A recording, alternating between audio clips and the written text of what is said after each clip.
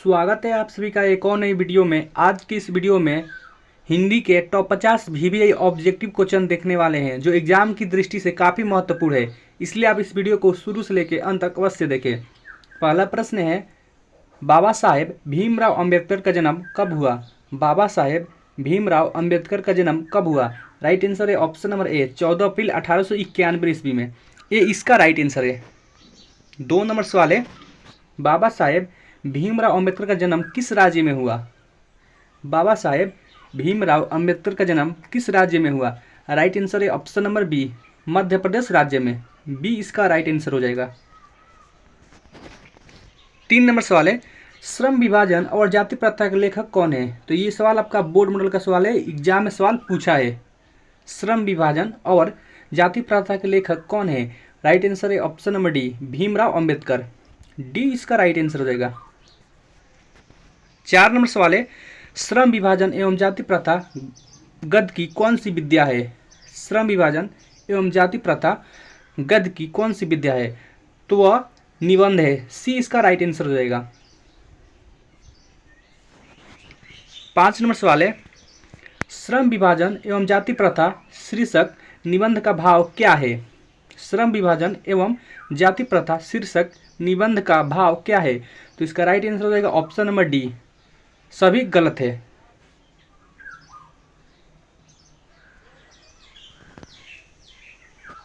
6 number सवाल है आपका, श्रम विभाजन कैसे समाज की आवश्यकता है? श्रम विभाजन कैसे समाज की आवश्यकता है? तो राइट आंसर हो जाएगा ऑप्शन नंबर ए सभ्य समाज की। ये इसका राइट आंसर हो जाएगा। 7 नंबर सवाल है, 20 की दांत कैसी कहानी है? ये आपका बोर्ड मॉडल का सवाल है, एग्जाम में सवाल पूछ सकता है। 20 के दांत कैसी कहानी है? तो 20 के दांत मनोवैज्ञानिक कहानी है। डी इसका राइट आंसर हो जाएगा। 8 नंबर सवाल है आपका, 20 के दांत पाठ की विद्या है। 20 के दांत पाठ की विद्या है, तो 20 के दांत पाठ है वह कहानी है। डी इसका राइट आंसर हो जाएगा। 9 नंबर सवाल है आपका, सेन साहब किस तरह के आदमी थे? सेन साहब किस तरह के आदमी थे? तो राइट आंसर है ऑप्शन नंबर बी तनाशाह किस्म के आदमी थे सेन साहब। बी इसका राइट आंसर हो जाएगा। 10 नंबर सवाल है, मदन और कासू के बीच झगड़े का कारण था। ये भी आपका बोर्ड मॉडल का सवाल है। मदन और कासू के बीच झगड़े का कारण था। राइट आंसर है ऑप्शन नंबर सी लट्टू खेलने की ललक। सी इसका राइट आंसर हो जाएगा। 11 नंबर सवाल है, खोखा किन मामलों में अपवाद था? खोखा किन मामलों में अपवाद था? राइट आंसर हो जाएगा ऑप्शन नंबर बी घर के नियम की धज्जियां उड़ाने में अपवाद था खोखा। डी इसका राइट आंसर है। 12 नंबर सवाल है, मैं तो खोखा को इंजीनियर बनाने जा रहा हूं, यह कथन किसका है? यह भी आपका बोर्ड मॉडल का सवाल है। मैं तो खोखा को इंजीनियर बनाने जा रहा हूं, यह कथन किसका है? तो यह जो कथन है वह सेन साहब का है। ये इसका राइट आंसर हो जाएगा। 13 नंबर सवाल है, सीमा, रजनी, आलो, शेफाली, आरती पांचों किसकी बहनें थी? तो जो ये पांचों बहनें थी वह खोखा की बहनें थी। बी इसका राइट आंसर हो जाएगा। 14 नंबर सवाल है, झोपड़ी और महल की लड़ाई में अक्सर कौन जीतते हैं? झोपड़ी और महल की लड़ाई में अक्सर कौन जीतते हैं? तो इस सवाल का जवाब आप लोग कमेंट बॉक्स में बताएं। 15 नंबर सवाल है, भारत से हम क्या सीखे? पाठ गद्य की कौन सी विद्या है? भारत से हम क्या सीखे? पाठ गद्य की कौन सी विद्या है? तो ये सवाल आपका बोर्ड मॉडल का सवाल है, एग्जाम में सवाल पूछा है, आप लोग इसे याद कर ले। राइट आंसर है ऑप्शन नंबर डी यह भाषण है। डी इसका राइट आंसर हो जाएगा। 16 नंबर सवाल है, मैक्स मुलर कहाँ के रहने वाले थे? ये भी आपका बोर्ड मॉडल का ही सवाल है। मैक्स मुलर कहाँ के रहने वाले थे? तो मैक्स मुलर जर्मनी के रहने वाले थे। बी इसका राइट आंसर है। 17 नंबर सवाल है, मैक्स मुलर के अनुसार सच्चे भारत के दर्शन कहाँ हो सकते हैं? ये भी आपका बोर्ड मॉडल का ही सवाल है। मैक्स मुलर के अनुसार सच्चे भारत के दर्शन कहाँ हो सकते हैं?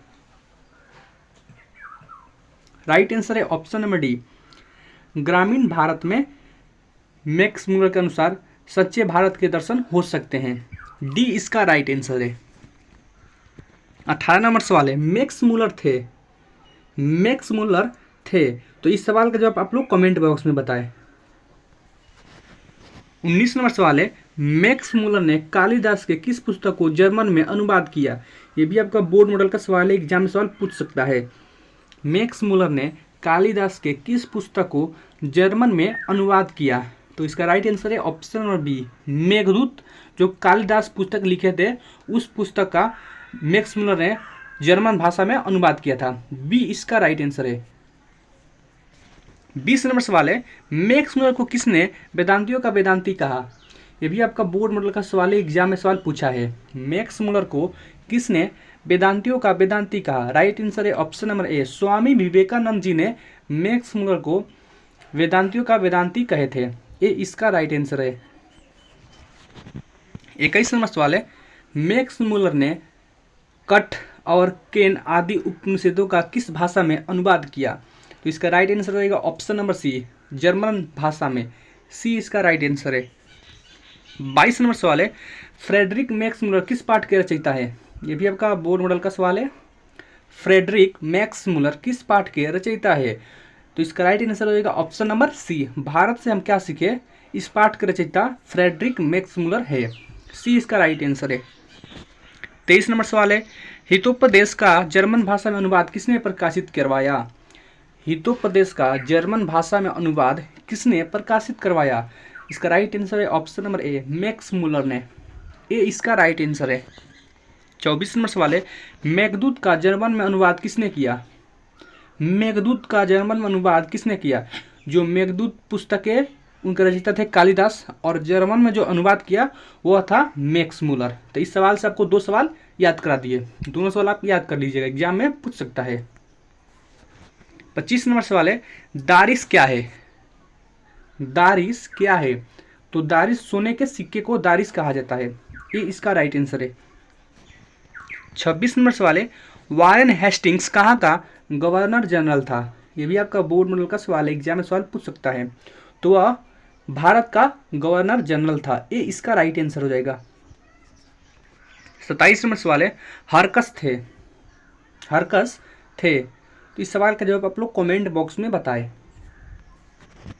28 नंबर सवाल है, परासियों के धर्म को क्या नाम है।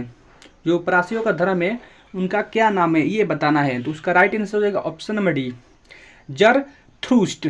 डी इसका राइट आंसर हो जाएगा।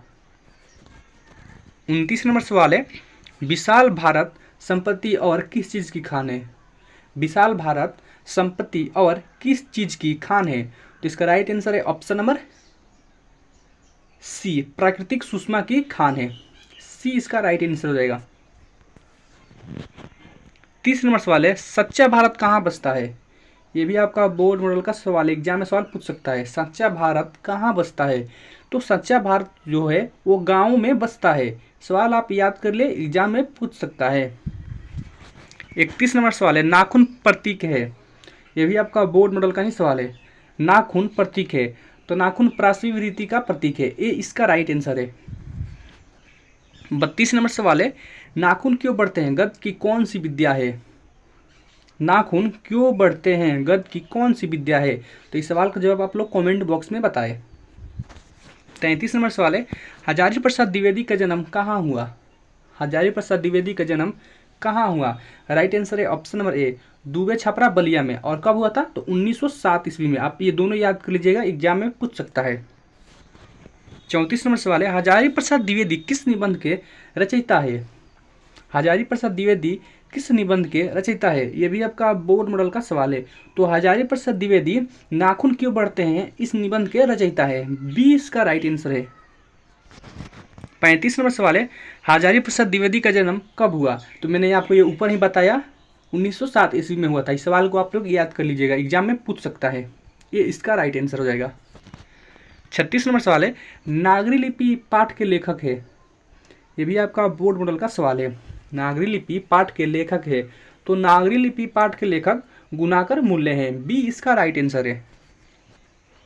37 नंबर सवाल है, नागरी लिपि का प्राचीनतम लेख किस प्रदेश से मिले हैं।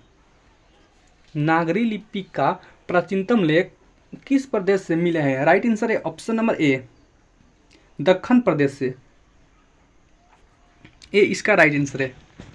38 नंबर सवाल है, देवनागरी लिपि में कौन सी भाषा लिखी जाती है? ये भी आपका बोर्ड मॉडल का सवाल है और इसे आप ये लोग याद कर ले, एग्जाम में पूछ नहीं सकता है। देवनागरी लिपि में कौन सी भाषा लिखी जाती है?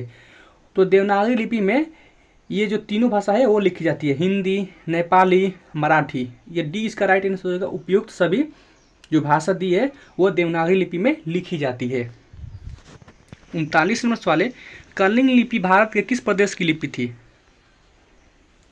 कलिंग लिपि भारत के किस प्रदेश की लिपि थी? तो इसका राइट आंसर है ऑप्शन नंबर डी, उड़ीसा की लिपि थी। डी इसका राइट आंसर हो जाएगा। 40 नंबर सवाल है, भारतीय लिपियों की कहानी पुस्तक के रचयिता कौन है? भारतीय लिपियों की कहानी पुस्तक के रचयिता कौन है? ये भी आपका बोर्ड मॉडल का सवाल है। तो इसका राइट आंसर हो जाएगा ऑप्शन नंबर डी, गुणाकर मूल्य। डी इसका राइट आंसर हो जाएगा। 41 नंबर सवाल है, पहले दक्षिण भारत की नागरी लिपि क्या कहलाती थी? पहले दक्षिण भारत की नागरी लिपि क्या कहलाती थी? ये भी आपका बोर्ड मॉडल का सवाल है। तो पहले वह नंदी नागरी कहलाती थी, नंदी नागरी लिपि कहलाती थी। ये इसका राइट आंसर हो जाएगा। 42 नंबर सवाल है, किस बादशाह ने राम सीता की आकृति वाले सिक्के चलाए थे? ये भी आपका बोर्ड मॉडल का सवाल है। किस बादशाह ने राम सीता की आकृति वाले सिक्के चलाए थे? राइट आंसर है ऑप्शन नंबर ए, अकबर ने। ये इसका राइट आंसर हो जाएगा। 43 नंबर सवाल है आपका, गणित सार संग्रह की रचना किसने की? गणित सार संग्रह की रचना किसने की?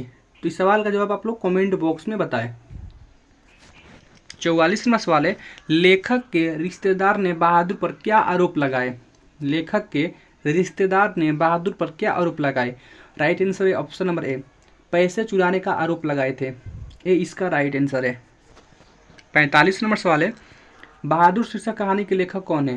ये भी आपका बोर्ड मॉडल का सवाल है, एग्जाम में सवाल पूछा है, आप इसे याद कर ले। तो बहादुर शीर्षक कहानी के लेखक अमरकांत है। ये इसका राइट आंसर हो जाएगा। 46 नंबर सवाल है, बहादुर कौन था? ये भी बोर्ड मॉडल का सवाल है। तो बहादुर 12 से 13 साल का नेपाली लड़का था, वही बहादुर था। सी इसका राइट आंसर है। 47 नंबर सवाल है, बहादुर लेखक के घर से क्या लेकर भागा था? ये भी बोर्ड मॉडल का सवाल है। बहादुर लेखक के घर से क्या लेकर भागा था? तो इसका राइट आंसर है ऑप्शन नंबर डी, कोई भी सामान नहीं ले गया था। डी इसका राइट आंसर है। 48 नंबर सवाल है, बहादुर कहानी का पात्र बहादुर क्या है? ये भी बोर्ड मॉडल का सवाल है। बहादुर कहानी का पात्र बहादुर क्या है? तो वह घरेलू नौकर है। बी इसका राइट आंसर है। 49 नंबर सवाल है, बहादुर कहाँ से भागकर आया था? ये भी बोर्ड मॉडल का सवाल है। तो बहादुर नेपाल से भागकर आया था। बी इसका राइट आंसर हो जाएगा।